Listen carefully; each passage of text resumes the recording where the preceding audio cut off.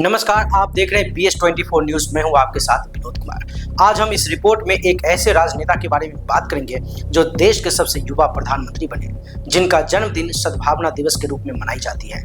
1991 के चुनाव प्रचार के दौरान उनकी हत्या कर दी गई थी और 20 अगस्त को उनका जन्मदिन है। जी हाँ, इस रिपोर्ट में हम बात करेंगे भारत के पूर्व प्रधानमंत्री भारत रत्न राजीव गांधी के बारे में। राजीव गांधी का जन्म 20 अगस्त 1944 को मुंबई में हुआ। उनके माता पिता इंदिरा गांधी और फिरोज गांधी थे। 1951 में राजीव गांधी और उनके भाई संजय गांधी शिव निकेतन स्कूल में पढ़ाई की शुरुआत की। 1954 में राजीव गांधी को वेलहम बॉयज स्कूल देहरादून और दून स्कूल में भर्ती कराया गया। 1961 में वे ए लेवल की पढ़ाई के लिए लंदन चले गए। 1962 में इंजीनियरिंग की पढ़ाई के लिए एडमिशन मिला, लेकिन उन्होंने डिग्री हासिल नहीं की। 1966 में इंपीरियल कॉलेज लंदन में दाखिला मिला, लेकिन उन्होंने मैकेनिकल इंजीनियरिंग का कोर्स पूरा नहीं किया और भारत लौट आए। इसी साल 1966 में इंदिरा गांधी भारत की पहली महिला प्रधानमंत्री बनी थी। फिर राजीव गांधी दिल्ली में फ्लाइंग क्लब ज्वाइन किया और पायलट के तौर पर प्रशिक्षण लेकर 1970 में एयर इंडिया में पायलट के तौर पर नौकरी करने लगे।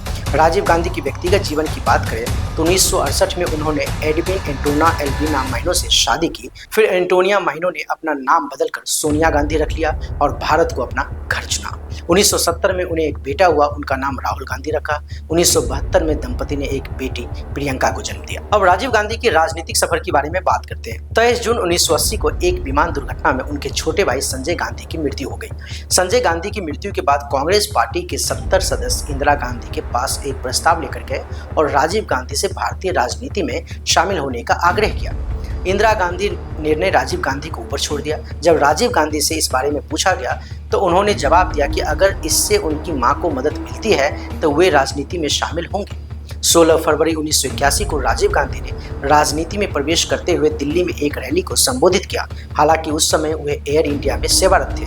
4 मई 1981 को अखिल भारतीय कांग्रेस कमेटी की बैठक में राजीव गांधी को अमेठी निर्वाचन क्षेत्र से उम्मीदवार के रूप में प्रस्तावित किया गया और एक सप्ताह बाद कांग्रेस पार्टी द्वारा उनकी उम्मीदवारी की आधिकारिक घोषणा कर दी गई। राजीव गांधी ने लोक दल के उम्मीदवार शरद यादव को 2,37,000 मतों से हराकर संसद बने। दिसंबर 1981 उन्हें भारतीय युवा कांग्रेस का प्रभारी बनाया गया और 32 अन्य सदस्यों के साथ 1982 में एशियाई खेलों की आयोजन समिति के सदस्य भी बने। अब जानते हैं राजीव गांधी के प्रधानमंत्री बनने और उनके कार्यकाल में लिए गए कुछ फैसलों के बारे में। 31 अक्टूबर 1984 को उनकी मां और भारत के तत्कालीन प्रधानमंत्री इंदिरा गांधी की उनके सिख बॉडीगार्ड द्वारा हत्या कर दी गई।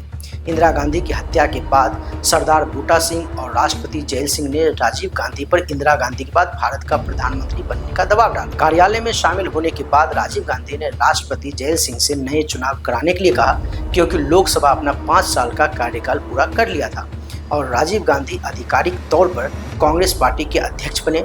फिर चुनाव हुआ और भारतीय संसद के इतिहास में सबसे बड़ा बहुमत हासिल करते हुए 31 दिसंबर 1984 के 40 साल की उम्र में भारत के सबसे युवा प्रधानमंत्री बन गए।